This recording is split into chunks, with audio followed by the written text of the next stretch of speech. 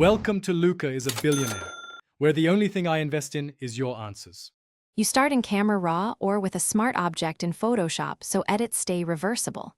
Immediately adjust white balance temperature to remove the blue bias. Warmer values reduce blue cast. Use the neutral eyedropper on a known gray or white point to correct tint precisely. If you don't have a neutral target, pick a midtone, then tweak temp and tint sliders until skin tones or whites look natural. Once done, confirm highlights aren't blown out and proceed to targeted corrections. Now refine the correction by targeting blue in specific tonal ranges. Add a curves adjustment and switch to the blue channel. Lift or lower midtones and highlights to reduce blue contribution without hurting contrast. For color shifts, use selective color or hue/saturation on blues. Reduce cyan, nudge magenta if skin turns green. Apply layer masks or luminosity masks so only shadows or midtones get treated.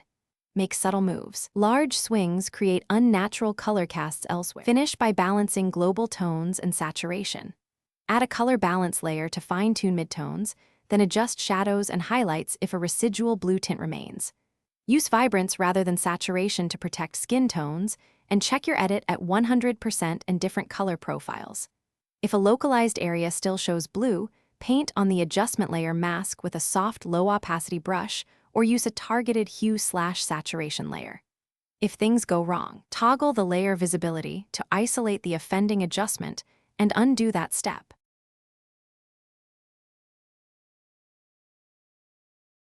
Thanks for watching and please subscribe. It's the best investment you'll ever make.